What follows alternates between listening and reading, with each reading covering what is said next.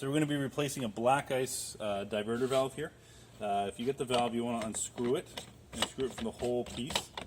You'll be able to pull it out. So here's the valve itself. What you want to look for is the gasket. See how the gasket's actually, it's not present here? What has actually happened is if you look inside here, it's just got stuck up inside the valve. So with needle nose, we're going to pull that out. Pull that gasket out. Put it in the hole.